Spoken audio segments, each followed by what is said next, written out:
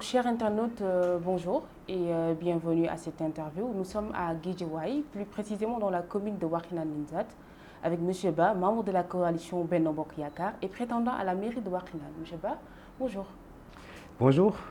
Je vous laisse le soin de vous présenter. Alors, permettez-moi tout d'abord de vous remercier, vous les journalistes, de remercier les populations de Guédiawaye, et plus précisément ma commune Wakhinane Nimzatt. Et je salue les populations de Wakhinane, je salue mes collaborateurs, mes amis qui sont avec moi tous les jours en train de m'aider sur le travail. Alors, et je vous dis bienvenue chez moi. Merci. Alors, c'est un peu compliqué et complexe de parler de soi-même. Mais quand même, je vous dis en quelques mots que je suis Mamadou Yaya Ba, je suis membre de l'Alliance pour la République, un parti qui est membre de la coalition Benno Bokk Yakaar. Je suis conseiller municipal à la ville de Guédiawaye et à la commune de Wakhinane Nimzatt. Je suis responsable politique à l'APR, en un mot, à Guédiawaye. Je suis sur le plan professionnel, je suis également membre du comité de direction du FD Sud. FD Sud, c'est le fonds de développement du service universel des télécommunications qui est logé au ministère des télécommunications. Merci M. Ba. Alors dites-moi, depuis quand vous évoluez dans l'arène de la politique sénégalaise? Alors moi, je peux dire que j'ai commencé à faire de la politique avec son Excellence le président Macky Sall. En 2008 déjà, nous étions pas tellement nombreux à l'accompagner, mais quand même, déjà en 2008, on avait cru à cet homme, on avait cru à sa vision, on avait vu en lui des qualités quand même qui aujourd'hui nous honorent. Parce qu'avec tout ce qu'il a fait pour le pays, tout ce qu'il est en train de faire, nous ne nous sommes pas trompés de cible. Alors j'ai commencé à faire réellement de la politique avec lui. Et là, on est toujours avec son Excellence pour l'accompagner à remplir son mandat d'une manière quand même positive. Et on note qu'il est en train de le faire très bien.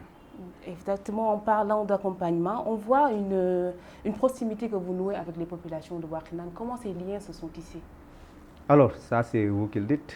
Peut-être il va falloir faire un petit tour pour avoir la version de ces populations-là. Mais en tout cas, de vos activités en tout cas. Ah voilà, les activités, ça, je crois que c'est une chose très normale. Nous faisons partie de ces populations-là. On habite à Wakhinane Nimzatt. On passe tout notre temps à Wakhinane Nimzatt. Alors c'est très normal qu'on soit avec eux dans des moments où des fois c'est très compliqué, c'est très dur, des moments où également c'est des moments fastidieux. C'est normal qu'on soit avec ces populations-là.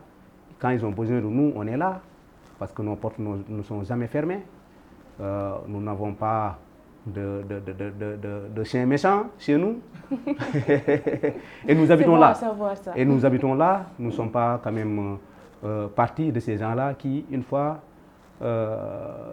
les mandats, que ce soit des mandats électifs ou bien des nominations du président, fuient la base, nous on est là. Chaque jour on est confronté au même problème que les populations. Alors peut-être c'est cela qui pousse à certains de dire que nous, aujourd'hui, on est proche de ces populations-là. Mais en tout cas, on essaye de faire de nos mieux quand même pour régler pas mal de situations, même si on ne prétend pas pouvoir tout régler. Mais quand même, avec le peu qu'on a, on le partage. Et ça, c'est très normal quand on est issu d'une famille, bon, pas tellement aisée. Une fois que tu arrives à des situations de pouvoir aider, il faut le faire. Parce que c'est des moments que nous vivons, c'est des moments qu'on a vécu et qu'on comprend effectivement ces difficultés-là que des fois ces populations sont confrontées. D'accord, comme on le dit, la force est dans le partage. Donc pour prétendre à la candidature de maire, donc vous avez peut-être décelé quelques failles sur la gestion de la cité. Donc pouvez-vous nous dire qu'est-ce qui vous a motivé à vous présenter aujourd'hui? Alors, notre ambition ne date pas d'aujourd'hui. Déjà en 2014, nous étions candidats. Et je crois que c'est son Excellence le président Macky Sall qui avait départagé. Et depuis lors, on continue à se battre sur le terrain. Et vous l'avez dit, et c'est vrai que peut-être l'équipe qui est là n'a pas su tout régler. Ce n'est pas facile de régler tout, mais on sait qu'il y a quand même des possibilités. la collectivité, la localité de Wakhinane Nimzatt, la commune de Wakhinane Nimzatt, quand même, n'est pas tellement riche en matière de moyens, mais quand même, on peut quand même trouver les moyens de notre politique. Et qu'on sait, avec le peu qu'on a, on peut régler pas mal de choses.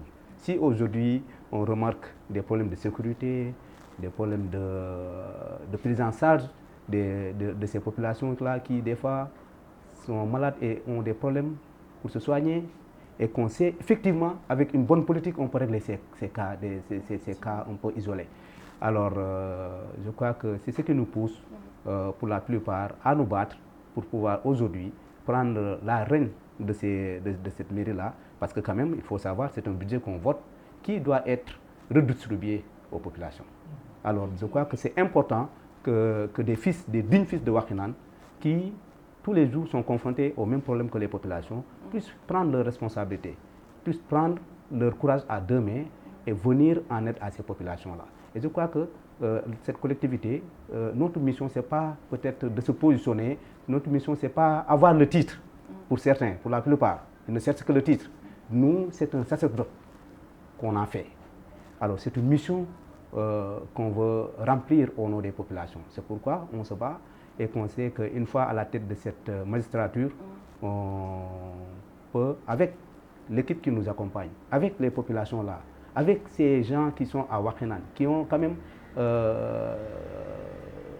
à eux-mêmes, qui ont également des possibilités, des capacités de pouvoir relever le défi. Et que nous, le moment venu, on fera appel à toutes ces populations de Wakhinane pour relever ensemble les défis de l'heure. Parce que, comme on le dit, il n'y a plus de messie maintenant. Tout ce qu'on peut faire, on le fait en équipe. Et j'en profite également pour saluer tous ceux-là qui sont quand même dans l'ombre et qui sont en train de faire un excellent travail sur les programmes à venir, sur les missions, sur l'objectif qu'on a, sur notre vision. Exactement, qui parle de mission, parle de vision. Donc j'aimerais savoir quelles sont vos visions pour Wakhinane Nimzatt. Alors, moi, je l'ai dit, avec l'acte 3 de la décentralisation, quand même, je sais que les communes maintenant qui sont de plein exercice peuvent beaucoup faire. Avec, comme vous le savez, la compétence transférée sur certains aspects de la santé, de l'éducation, de la sécurité et autres. Je crois que quand même il y a de la matière. Et il y a de la possibilité également de régler pas mal de choses. Et il suffit juste d'avoir une vision claire, mais avoir également les moyens de sa politique. Les moyens de sa politique, c'est également être au service de ces populations-là. Être au courant de ce qui s'y passe dans ta localité. Si tout ce qui s'y passe, il va falloir qu'on vous le rapporte. Et vous savez, comme on le dit, ce qu'on nous rapporte des fois, entre ce qui s'est passé et ce qu'on rapporte, toujours il y a un grand écart. Et nous, on a la chance quand même de vivre dans ces populations, avec ces populations-là, de pouvoir agir au fait de ces actions-là. Je crois que c'est ce qui est clair et que nous avons une vision nette et que nous travaillons avec cette équipe dont je vous ai parlé tantôt pour quand même un programme très solide pour la population. Et là, également, ce sera, je ne peux pas aujourd'hui dire devant cette presse-là notre programme. Parce qu'on est en train, le temps n'est pas encore à la campagne. On est en train de travailler sur ça. Mais le moment venu, nous d'abord, on ira vers ces populations-là. Même si nous savons effectivement les dures réalités, même si nous savons effectivement les problèmes, mais nous en faisons quand même voilà, et que ça, nous voudrions que cela ressorte des populations et que chacun puisse donner sa contribution, chacun puisse apporter ce qu'il croit que si c'est bien fait, ce sera au bénéfice des populations. Je pense que c'est justement par rapport à cette logique-là d'être bien informé que le président a eu à faire sa tournée politique ou économique. Donc la question elle est vague. Donc il y a beaucoup de personnes qui disent que la tournée elle est économique et d'autres qu'elle est politique. Quel est votre avis là-dessus? Alors, moi je crois que il faut bien noter que le président de la République, son Excellence le président Macky Sall, est également président de l'Alliance pour la République. C'est normal que si le président d'un parti politique se déplace, que ces responsables politiques-là puissent le réserver quand même un accueil chaleureux. Je rappelle que vous avez eu à participer Oui, pleinement oui, à ce et tournoi-là. moi-même, Oui. j'ai vécu cela de visu. Alors peut-être au même moment, il y a eu des gens quand même qui sont restés à Dakar et qui veulent raconter aux populations ou bien qu'ils veulent raconter aux autres ce qui s'est passé au Fouta. Mais ce qui s'est passé, c'était vraiment extraordinaire. C'était une liesse de Podor à Dara. On a vécu des moments intenses avec ces populations-là. Et que si ces populations-là n'étaient pas satisfaites de ce que le président a fait pour eux, alors ils ne seraient pas obligés, avec cette canicule-là qui règne aujourd'hui dans le Fouta, de quand même l'accompagner pour sa mission. Et c'est très normal. Il est président de la République, il a été là-bas. Je note que, par exemple, en 2013, lors du Conseil des ministres décentralisé à Matam, il avait promis d'injecter 126 milliards, Au finish, en 2020, cette remarque, c'est qu'il a fait le double. Il a injecté 249 milliards pour la région de Matam. Et cerise sur le gâteau, il vient également pour leur dire, en 4 ans, de 2021 à 2025, il va mettre 450 milliards pour la région de Matam. 450 milliards, il faut le noter, c'est le double, 2 fois le budget du Sénégal en 81 quand le président Senghor quittait le pouvoir. Notez bien, en 81, quand le président Senghor quittait le pouvoir, on était à 220 quelques milliards comme ça. Aujourd'hui, lui, il dit qu'il va mettre 450 milliards en 4 ans. Et elle avait déjà mis 249 milliards. Alors, aujourd'hui, ces populations-là ne peuvent pas ne pas montrer leur satisfaction par rapport à cela. Aujourd'hui, il a posé une première pierre pour l'aéroport international de Matam, à Ourossogui. Un hôpital digne de son nom. Alors, une université, des zénons. Comment, qu'est-ce que vous voulez? C'est de nombreuses perspectives. C'est beaucoup de choses qu'il a mis et que ces populations sont très satisfaites et ils l'ont manifesté, cela. Et que le président, en bon gentleman, a écouté tout le monde, aussi bien ceux-là qui n'étaient pas avec lui, ceux-là qui étaient peut-être activés par des politiciens, mais il les a tous écoutés. Et sa préoccupation aujourd'hui, c'est de régler les problèmes de ces Sénégalais-là. Il a été élu pour régler les problèmes. Maintenant, les autres qui sont peut-être présidents de la rue n'ont qu'à parler. Mais lui, il est dans le temps de l'action. Et il a montré à tout le monde qu'il est en train de régler les problèmes de ces populations-là. Justement, parlant du Sénégal, faisons un retour donc à Malika, où il a été reçu également. Je pense que vous étiez également à Malika pour cette activité. Là également, moins d'une semaine après le Fouta, les gens croyaient que c'était seulement le Fouta qui est acquis à sa cause. Certains disaient que peut-être c'est son titre foncier. Mais ce qu'on a vécu hier à Malika, à Kermassar, même jusqu'à Guédiawaye, c'était extraordinaire. Ces populations encore sont sorties pour le réserver un accueil vraiment digne de son nom. Parce qu'ils ont compris que ce que le président Macky Sall est venu en train de faire, c'est au bénéfice des populations. Ce n'est pas comme les gens qui prennent 4x4 qui vont dans la vie sans aucune crédibilité. Demander peut-être aux populations de dire du mal sur le président Macky Sall et au final, qu'est-ce que ça va servir? Ils n'ont pas de solution. Les solutions aujourd'hui, c'est le président Macky Sall qui les détient et vraiment, il est en train de régler ces problèmes-là. L'usine qu'il prétend mettre à Malika, au final, c'est 3000 jeunes qui vont trouver du travail. Et ils disent que ce n'est pas intéressant que le président descende sur le terrain. Je crois que c'est un mauvais procès que font ces politiciens-là. Mais au final, ils verront. Allons-y, wait and see, comme le disent les Anglais. Au moment venu, nous, on leur montrera que ces populations-là sont toujours avec le président de la République. Ces populations sont satisfaites de ce que le président est en train de faire pour elles. Alors, je crois que c'est l'essentiel. Le président n'est pas là pour rendre compte à ces 2% ou bien ceux-là qui avaient 15% là et qui sont aujourd'hui seuls en face de nous. Et pour vous dire que tous ceux-là qui sont aujourd'hui intéressés par la préoccupation de ces populations-là sont avec le président Macky Sall. Mais c'est normal que dans un pays démocrate qu'il y ait des opposants. C'est normal. Et que ces opposants-là puissent dire des choses, que ça soit vrai ou non, puissent capter peut-être l'attention de certains pour les dévier. Mais ces populations-là, aujourd'hui, le Sénégal est un pays où la démocratie quand même commence à... Justement, vous l'avez dit en parlant de démocratie. Aujourd'hui, il y a un projet de loi qui est en train d'être revu à l'Assemblée nationale. Quelle est votre lecture par rapport à ce projet-là? Alors moi, je crois qu'ils sont là, les députés. Je crois qu'ils n'ont pas encore terminé. Et que je crois que cela devrait passer comme lettre à la poste. Il s'agit d'un problème de sécurité nationale. Et ça, vraiment, je me demande, est-ce que ces députés-là, certains députés savent effectivement quelle est leur mission, quel est leur rôle en tant que représentant des populations. Un projet qui vise à sécuriser davantage ces populations. Vous avez, le Sénégal est, on peut dire, sur un cercle de feu. Tous les pays qui sont à côté sont en train de vivre des situations très difficiles avec ces attentats tous les jours, avec ces terroristes qui frappent à toutes les portes. Aujourd'hui, le président dit qu'il faut prendre les devants avant que ce qui se passe ailleurs se reproduise au Sénégal. D'autres Sénégalais disent non. Mais quand même, dans quel pays sommes-nous? Les gens doivent avoir raison gardée. Le président parle de sécurité nationale.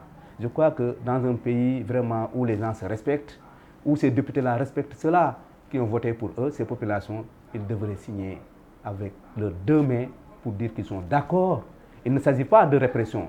Il s'agit de dire, maintenant, celui-là qui croit que c'est par ces actes terroristes-là qu'il peut passer pour prendre le pays, c'est normal qu'ils disent qu'ils s'opposent. C'est normal. Parce qu'ils l'ont montré. Ils ont montré ce qu'ils peuvent faire. Ce qu'ils peuvent faire, c'est de faire sortir les populations, se faire tuer, après revenir pour dire qu'il y aura deuxième vague. C'est-à-dire, 10 personnes, plus de 10 personnes sont mortes, ils viennent pour dire qu'il y aura deuxième vague. Ce qui fait qu'ils veulent faire encore tuer autant de personnes encore. Je crois que le Sénégal a besoin de ces jeunes-là.